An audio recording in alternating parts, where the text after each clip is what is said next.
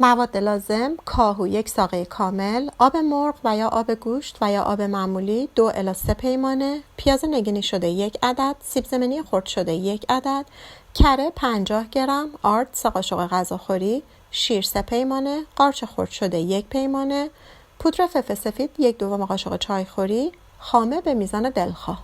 دوستان در مرحله اول پیازمون رو میریزیم، مقداری تفت میدیم تا نرم بشه.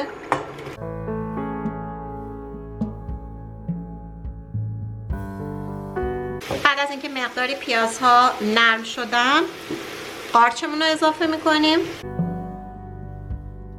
مقداری تفت میدیم تا قارچمون هم نرم بشه. بعد از اینکه مقداری قارچمون نرم شد، کاهوامون اضافه میکنیم. کاهوها باید کاملا ریز خورد شده باشن به همین شکلی که میبینید. مقداری تفت بدین تا پف کاهوها بخوابه و نرم بشه. بعد از اینکه کاهوامون مقداری نرم شد، ادویه‌جاتمون رو اضافه میکنیم. فلفل سفید طبق ذائقه، هر مقدار که دوست دارید میتونید اضافه کنید. من 1/2 قاشق چایخوری اضافه میکنم. زردچوبه. ادویه‌جات رو کاملا تفت بدید. مقداری نمک اضافه کنید. توی این مرحله 2 پیمونه آب و یا آب مرغ و یا آب گوشت اضافه کنید. حرارت رو کاملا کم بکنید. بذارید با حرارت کاملا کم سبزیجاتمون بپزه. حدود فکر میکنم 1 ربع کافی هستش.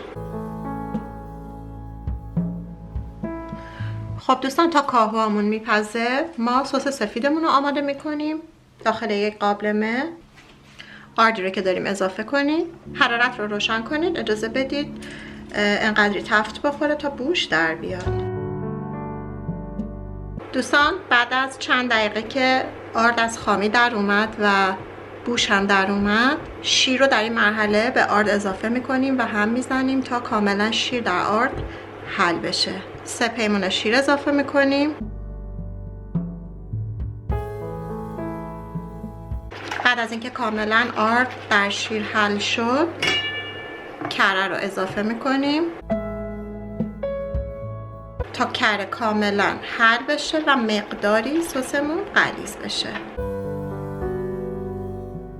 دوستان، بعد از اینکه کره کاملا داخل شیر حل شد، برای چند ثانیه دیگه هم بزنید و از روی حرارت بردارید. اجازه ندید که خیلی غلیظ بشه. الان کره من کاملا آب شده و من اینو از روی حرارت برمیدارم.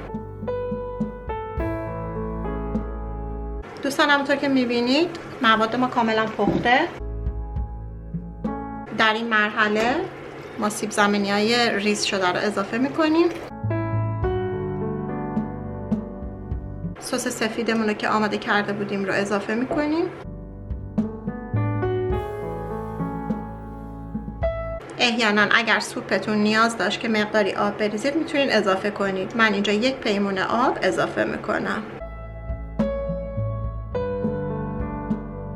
اجازه بدید تا زمانی که سیب زمینی ها کاملا پخته میشه با حرارت ملایم سوپ بپزه. خب دوستان، با حرارت ملایم سوپمون کاملا پخته، سیب زمینی ها پخته و جا افتاده. در این مرحله سوپ رو از روی حرارت بردارید. در این مرحله دوستان شما میتونید خامه رو به سوپتون اضافه بکنید و نمک سوپ رو چک بکنید. اگر نمک بیشتر نیاز داشت اضافه بکنید. اگر هم نمیخواین میتونید خامه اضافه نکنید، اختیاری هستش. به همین شکل هم کاملا خوشمزه هستش.